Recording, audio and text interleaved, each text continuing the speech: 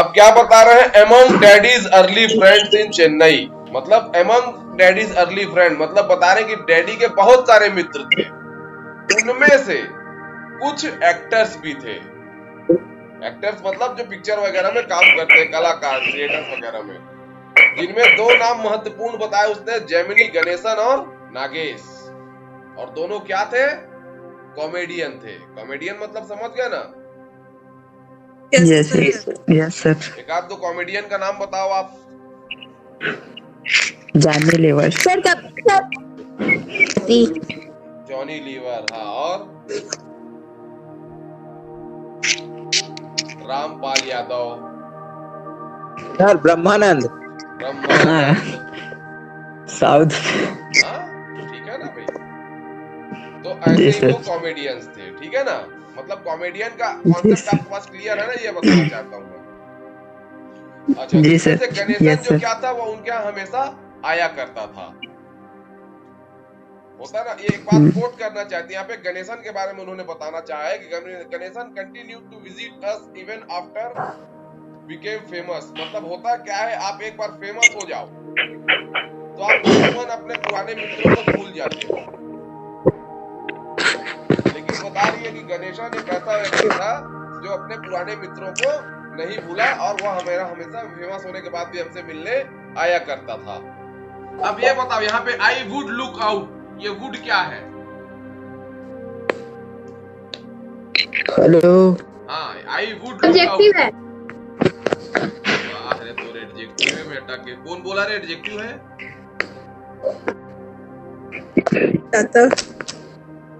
प्रीति साहू। कौन बोला adjective?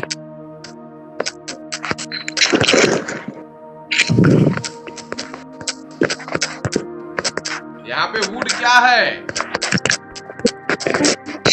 Past form of I would look out बोल रही है ना, मैं बाहर निकला करती।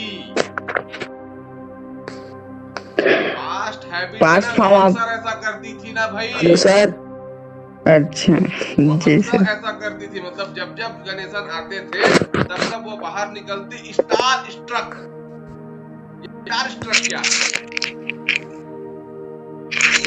किसी फेमस आदमी को देखने के लिए जब आपके अंदर में आतुरता आती है ना, अभी तुम्हारे गांव में खबर आ जाती है वो अमिताभ बच्चन आ रहे हैं, तो तुम कैसे गिरते पड़ते दौड़ते भागोगे? जी सर। वही भावना होगी तुम्हारी उस समय, तुम स्टार स्ट्रक हो जाओगे। तुमको उससे मिलने की, उसको देखने की जो प्रबल इच्छा होगी, that is called the star struck. As his beautiful Fiat drove, जैसे उनके जो सुंदर सा जो फिएट गाड़ी था, फिएट कार था, आप वीडियो में देखिएगा, मैंने फिएट का फोटो डाला है। जैसे ही वो गाड़ी आती तो वो दौड़ते हुए बाहर आ जाया करती थी। और वो जब भी आते तो मेरे पिताजी से मजाक करते और उनको क्या बोलती है, माँ पिलई। माँ पिलई का मतलब होता है और दूल्हे राजा, ऐसा बोलते हैं। माँ पिलई का मतलब तमिल में दूल्हे राजा होता है, दूल्हा, ब्राइड ग्रूम। और दोनों के साथ करते हुए दुकान चले जाएगा। अब अपने माँ और पिताजी के वो संबंध के बारे में बताती है कि उनके दोनों का कैसे मिलन हुआ, कैसे उनका विवाह हुआ। तो बता रही है कि मेरी मम्मी जो क्या थी, अब बता रही है कि मेरे पिताजी ने अपने लिखने के कार्य से एक ही चीज जो बड़ी कमाई, वो क्या थी, वो थी मेरी मम्मी। बोल रहे हैं अब मम्मी को कैसे कमाया उन्होंने, मम्मी को लिखने से मम्मी को कैसे प्राप्त किया। तो बता रही है मेरी माँ भी क्या थी, एक इंग्लिश ग्रेजुएट थी, मतलब वो इंग्लिश की छात्रा थी और एविड रीडर, और लिखने की पढ़ने की बड़ी उत्सुक थी। रीडर, एविड मतलब, एविड का मतलब क्या है? उत्सुक। एविड का मतलब उत्सुक, बड़ी उत्साहित, पढ़ने में उनको उत्सुकता बहुत ज्यादा थी, और वो इंग्लिश की ग्रेजुएट भी थी। और she was fan of daddy's magazine stories. उसके पिताजी क्या करते थे, तमिल मैगजीन्स के लिए लिखा भी करते, सॉरी मतलब वो मैगजीन्स के लिए लिखा भी करते थे, और उसकी माँ उनको पढ़ती थी। और दोनों करना बन गए हो गया पेन है। पॉल। पेन पॉल्स मतलब क्या होता था? अब आप लोग तो ऐसा करते नहीं, जैसे रेडियो वगैरह में करते हो ना आप लोग। आप अपने विचार भेजिए हमें, आपको कैसा लगा, क्या लगा। तो जब भी आप कोई चीज पढ़ते हो तो आप उसके समीक्षा के रूप में उस लेखक को चिट्ठी लिखते हो। तो वो दोनों एक दूसरे को चिट्ठी लिखते लिखते लिखते दोनों में क्या हो गया, प्रेम हो गया। वो मिले और उन्होंने मेट एंड गॉट मैरिड, और दोनों का विवाह हो गया। सही इस बात। प्रकार से पिताजी ने अपने लिखने के काम से मेरी माता जी को जीत लिया। बोले अब अपनी माँ का वो तारीफ कैसे कर रही है? Although the doe-eyed beauties from Bangalore, doe-eyed beauties मतलब हिरणों जैसी आंखों वाली, जो कि बेंगलोर की थी। बता रही मेरी उनकी माँ कहाँ की थी? बेंगलोर की थी। बैंगलोर। लेकिन वो क्या बता रही है उनके, अब बता रही was no ब्राह्मण like daddy, वो मेरे पिताजी के समान ब्राह्मण नहीं थी। मतलब उसके पिताजी ब्राह्मण थे। सर यहाँ पर लाइक का मतलब क्या है? लाइक डैडी की तरह, लाइक डैडी की तरह, मेरे पिताजी की तरह ब्राह्मण नहीं थी। नो ब्राह्मण लाइक डैडी, मेरी पिताजी की तरह ब्राह्मण नहीं थी। It was a huge leap of faith to marry intercaste in those days. Huge leap of faith. Leap of faith. Huge का मतलब बड़ा, leap का मतलब कदम, और faith का मतलब विश्वास। सबको विश्वास से बढ़ाया गया कदम। बहुत ही सुंदर शब्द का निर्माण किया गया। ये इतना छोटा शब्द नहीं, leap of faith। आपके आंख में पट्टी बांध दी जाए और जंगल में छोड़ दिया जाए तो आपके जितने कदम उठेंगे वह केवल एक विश्वास के साथ, एक आस्था के साथ उठेंगे। और वो विश्वास और आस्था किसके प्रति होगी? भगवान के प्रति होगी। भैया आंख में पट्टी बंधा है, सामने सांप है, बिच्छू है, गड्ढा है, शेर है, भालू है, पता नहीं क्या है, लेकिन फिर भी आप अपना कदम उठा रहे हो। तो वो कदम आप किस आधार पे उठा रहे हो? भगवान।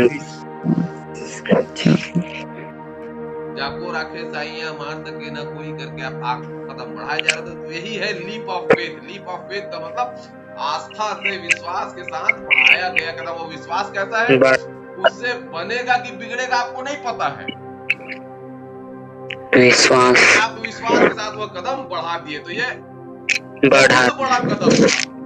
इंटरकास्ट मैरिज जो था, अंतर जातीय विवाह जो था, ये बहुत बड़ा कदम इसलिए बताया जा रहा है क्योंकि इसके एडवर्स इफेक्ट भी हो सकते थे। एडवर्स इफेक्ट क्या हो सकता था कि हो सकता था विद्रोह हो जाता, घर के लोग, भाई आप लोग ऑनर किलिंग का मामला सुने होंगे, मार मरवा देते हैं कई बार, या समाज से निकाल दिया जाता है, या बहुत सारे काम होते हैं। तो वास्तव में बहुत बड़ा कदम था। As I sat there watching daddy, जब मैं अपने पिताजी को देखते हुए बैठा, गलती बता रही है, तो उसके दिमाग में एक बात आती, भाई छोटी बच्ची थी वो, 12-13 साल की, 10-12 साल की थी। तो उसके दिमाग में कहाँ लिखते रहते हैं मेरे पिताजी दिन भर? He would write every day. What he would write every day? ये रोज क्या लिखते हैं? लेकिन वो एक बात जानती थी। क्या जानती थी? उतनी छोटी बच्ची होने के बावजूद उसके मन में एक विचार जरूर रहता था कि जो भी मेरे पिताजी लिखते हैं उसके लिए वो बड़ी मेहनत करते हैं। वो देखती थी कि रात रात भर सोचते रहते हैं, इधर जाते हैं उधर जाते हैं। मतलब अपने पिताजी के प्रति उसको इतना लगाव हो गया था, इतना उसको समझ में आना शुरू हो गया था। और इस वक्त even as he was working on his current one at the film studio, और अभी वो एक फिल्म स्टूडियो के लिए लिख भी रहे थे। और उसी वक्त वो क्या बोलते हैं, उसके पिताजी भी एक बात बोलते थे, my big hit is just a script away. मतलब मेरा जो बिग हिट है, मतलब मेरी जो सफलता है, बिग हिट मतलब जो उसकी कहानी कभी हिट होगी, वो जो बिग हिट है वो बस एक स्क्रिप्ट दूर है। मतलब पता नहीं मेरी कौन सी स्क्रिप्ट पॉपुलर हो जाए, और ही वुड स्माइल, और वह मुस्कुराया करते हैं। डिम्पल स्विंग, और उसको कैसे पता चलता है कि वो ये बोल के मुस्कुरा रहे हैं? क्योंकि मुस्कुराहट जब तो उनके गाल में डिम्पल्स पड़ उनके जाया गाल में गाल में तो डिम्पल। यस तो सर। जरूरी नहीं है डिम्पल पड़ना, डीप डिम्पल बोल रहे हैं, जरूरी नहीं है कि दोनों गाल में पड़े, कभी कभी एक ही गाल में भी पड़ता है, लेकिन वो डीप डिम्पल्स बोल रही है, मतलब दोनों गाल में पड़ता होगा। ठीक है ना? देखो आप शब्द से भी बहुत सी चीजों को जान सकते हो। डीप डिम्पल्स बोल रही है, मतलब हो सकता है दोनों गाल में पड़ता हो। Aunt you sleepy? अब मेरे डिम्पल्स कि भाई आपको नींद नहीं आ रही है। अब यहाँ पे देखिए, आई वुड मम्बल, ये जो मम्बल है ये किस भाव को प्रदर्शित कर रहा है, आप ये बता सकते हो? हमने 2-3 चीज जानी, स्टैमरिंग जाना, मम्बल जाना, और क्या पढ़ा है हमने बोलने के तरीके में? आप स्क्रीम करते हो, स्क्रीम का मतलब क्या होता है जानते हो ना? अच्छा, मटर पढ़ा है हमने, मटर। ये जो मम्बल है, जब उसके पिताजी बोलते हैं आरंट यू स्लीपी, तो नो आई वुड मम्बल, नहीं मैं मम्बल करती, मैं बुदबुदाती। तो आप बुदबुदाते कब हो, किस स्थिति में आप बुदबुदाते हो?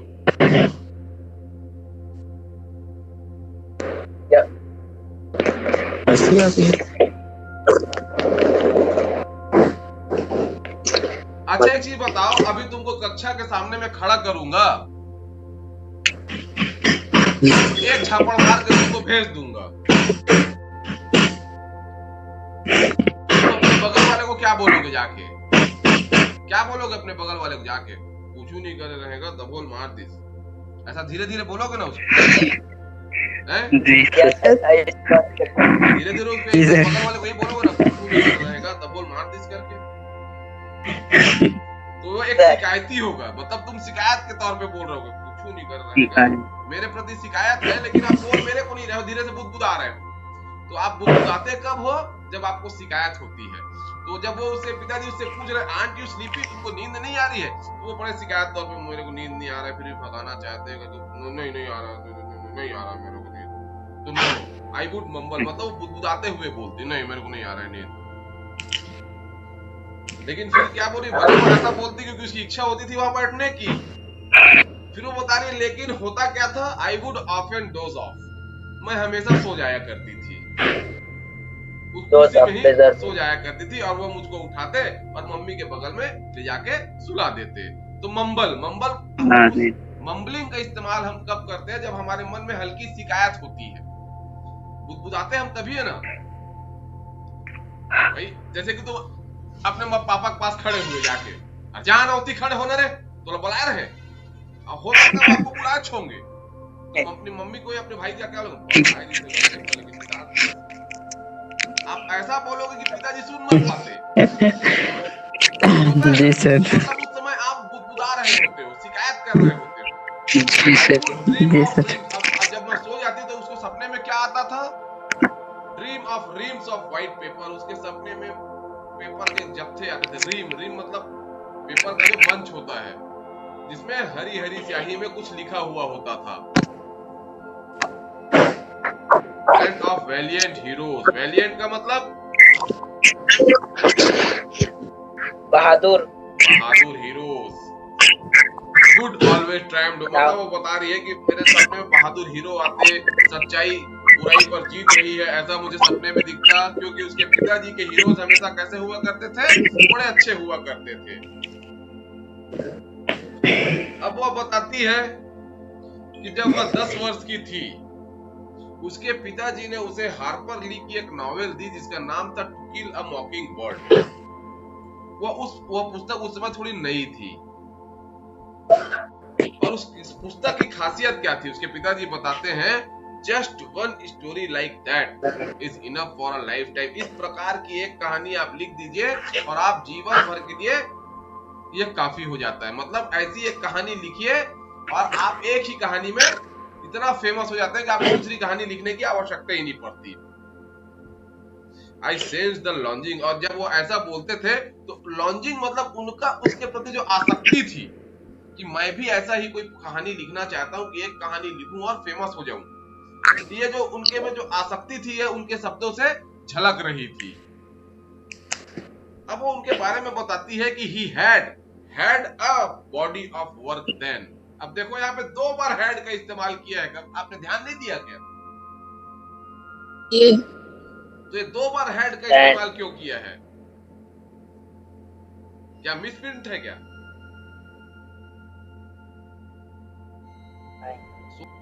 ये 2 बार हैड का इस्तेमाल किया है। He had a body of work। Sir हाँ सर यहाँ पर ही हैड हो क्या बोलते हैं, हाँ बोलो। डायरेक्ट स्पीच के लिए, direct speech. Indirectly। He had a body of work। अच्छा यहाँ पर had a body of work। अरे मेरे भाई, एक had हेल्पिंग वर्ब है। डबल है सर। हाँ क्यों है वो? Yes, sir. एक हेल्पिंग वर्ब है। मैंने आपको बताया ना हमेशा कि ये जो हैव है ये बी फॉर्म ऑफ वर्ब है, और यह भी एक पूरे वर्ब के तौर पे इस्तेमाल किया जा सकता है। तो वही बोल रहा है ही हैड। यहाँ पे एक हैड क्या है? हेल्पिंग वर्ब है। Helping और verb। एक हैड जो है वो थर्ड फॉर्म ऑफ हैव है, वो पूरा वर्ब है। क्योंकि इसका मतलब क्या है? ही had a body of work. उनके पास एक काम करने का पूरा बॉडी ऑफ वर्क, उनके पास बहुत बड़ा काम था। उनके पास बहुत बड़ा काम था, बड़े बड़े काम थे उनके पास। तो उनके पास had a body of work मतलब उनकी जो लिखाई उनके पास होना, उनके पास उनकी लिखाई थी, बड़ी लिखाई थी।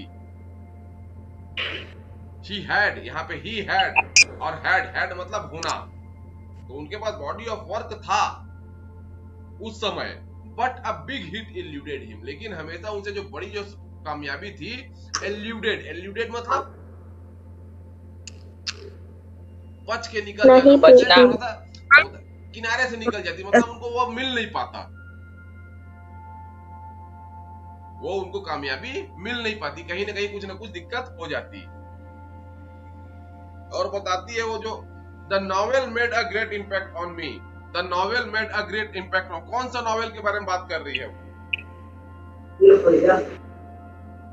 इस नॉवेल ने मुझ पर गहरा असर किया। कौन सा नॉवेल की बात कर रही है? To kill a mockingbird, Harper Lee के द्वारा लिखी गई जो नॉवेल है उसके बारे में बात कर रही है। Harper Lee never and how right daddy वाला बता रही मेरे पिताजी कितने सही थे, क्योंकि हार्पर ली ने उस नॉवेल के अलावा कोई दूसरा नॉवेल कभी लिखा ही नहीं, और वह एक नॉवेल लिख के ही लेजेंड बन गया। लेजेंड का मतलब क्या होता है? लेजेंड हम उसको बोलते हैं जिसके बारे में हम अक्सर बात करते हैं। राम भगवान is a legend for us, Krishna भगवान is a legend for us, मतलब जिनके बारे में हम हर चीज में उनका जब बात करते हैं तो वो लेजेंड बन जाते हैं। जिनके बारे में हम कहावत कहानियां बोलते हैं ना, वो लेजेंड बन जाते हैं। लेजेंड का मतलब बहुत प्रसिद्ध।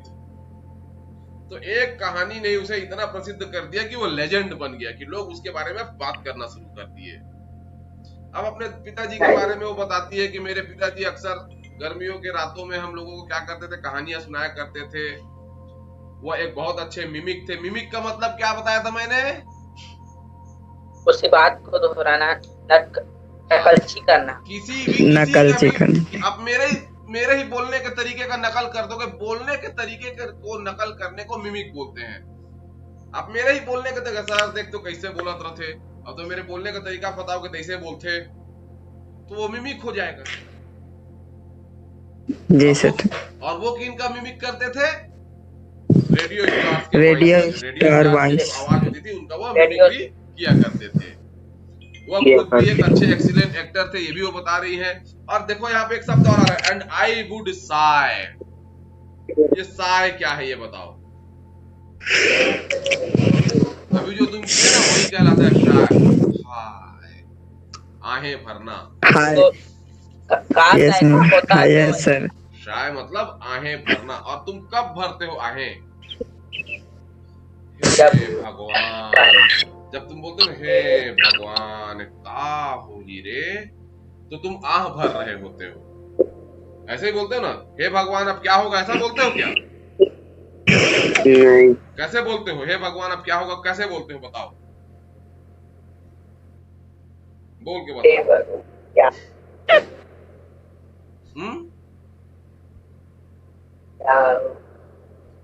कैसे बोलते हो? एक आध जने बोल के बताओ।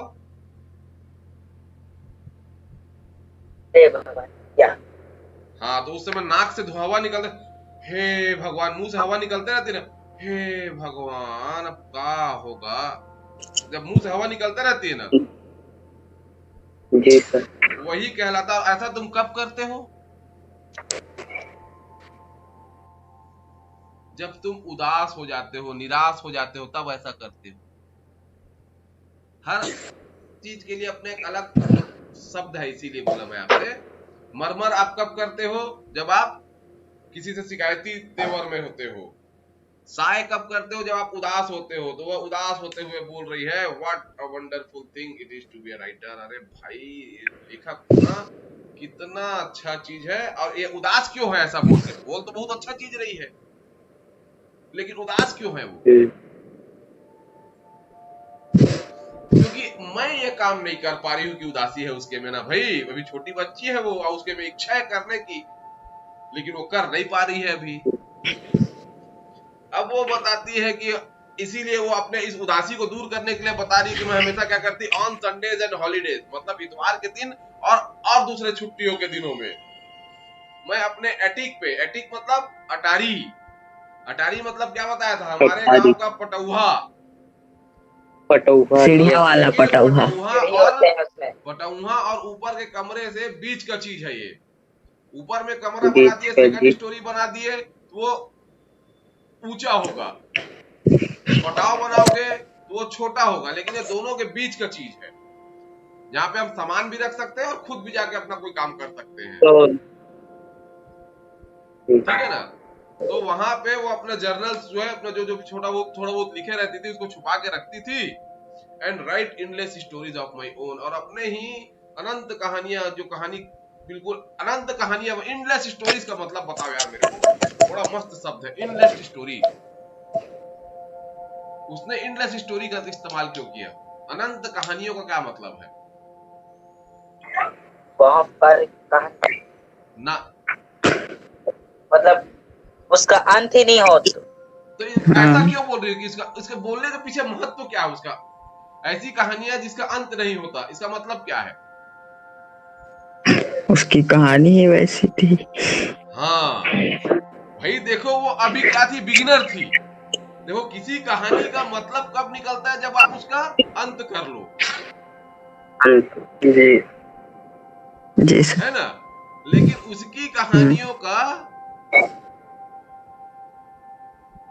उसकी वो अभी नहीं थी, तो वो कहानी शुरू तो जरूर करती थी, लेकिन अभी वो कहानी खत्म करने की, मतलब उसके में अभी कला नहीं आ पाई थी, उसको अभी कहानी खत्म करना नहीं आता था।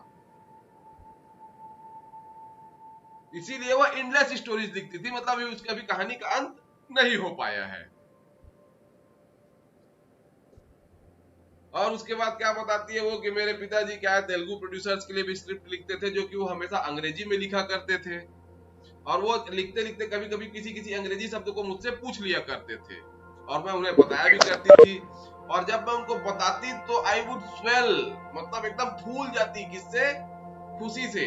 भाई, अभी मैं तुमसे कोई प्रश्न पूछूं, या मैं तुमसे किसी चीज का अर्थ पूछ लूं जो मैं नहीं जानता हूं, अब तुम मुझे बता दो, तो तुमको कितना खुशी होगा। गुरुजी मोर तरफ पूछिस रहे, मैं जानत रहे रे, खुशी होगी ना? बस वैसे ही उसके अंदर एक गर्व का फूलना हो जाता था। क्यों? क्योंकि उसको लगता था कि I was a part of his writing, कि मैं भी उनके लिखने में कहीं ना कहीं कुछ योगदान प्रदान कर रही हूँ।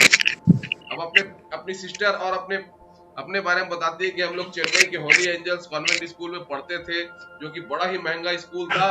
और बता रही है which my father could ill afford, और इससे भी उनके आर्थिक स्थिति के बारे में पता चलता है। बहुत महंगा स्कूल था और उसके पिताजी उनको बड़ी मुश्किल से वहां पढ़ा पा रहे थे, लेकिन स्टिल वो चाहते थे कि वो बहुत अच्छे से अंग्रेजी बोलना और पढ़ना सीखे। एंड इंटाइटलमेंट, यहाँ पे इंटाइटलमेंट शब्द जो को देखो आप, उसने इन्वर्टेड कॉमा में डाल के रखा है। एंड इंटाइटलमेंट, इंटाइटलमेंट शब्द का मतलब, वो शब्द का बहुत गहरा महत्व है। उसने अधिकांश, हाँ, नहीं, इंटाइटलमेंट, उसका अर्थ तो शाब्दिक अर्थ तो जो भी बता दो आप, शाब्दिक अर्थ तो बहुत कुछ है उसके। यहाँ पे इंटाइटलमेंट शब्द जो है वो वास्तव में इस्तेमाल किया गया, वो किस भाषा को पढ़ने और सीखने के लिए बोल रहा है? इंग्लिश। इंग्लिश भाषा। वो ये बताना चाह रहा है कि ये भाषा इतनी ज्यादा महत्वपूर्ण होने वाली है आने वाले समय में कि अगर आप ये भाषा नहीं सीखोगे तो आपको भविष्य में काम करने में बहुत समस्या जाएगी। इंटाइटलमेंट, अगर आपको दुनिया में कदम रखने के लिए पात्रता चाहिए, पात्रता, एंटाइटलमेंट। हाँ, अगर आपको किसके पात्रता, आप किसके पात्र होगे? आप दुनिया में सरवाइव करने के लिए, आप कोई बड़ा काम करने के लिए, अगर आपको इंग्लिश होना है तो आपको इंग्लिश जानना ही पड़ेगा। नहीं जानोगे जीवन चल जाएगा, कोई दिक्कत नहीं है, लेकिन जीवन चलेगा बस, आप कोई बड़ा काम नहीं कर पाओगे। इसलिए वो बोला इंटाइटलमेंट, आपको यह भाषा सीखनी ही होगी। हाँ, नहीं तो आप बड़ा काम नहीं कर पाओगे। ठीक, आज यहीं पे खत्म करते हैं, आगे का भाग कल करेंगे। ठीक है जी सर। जी सर।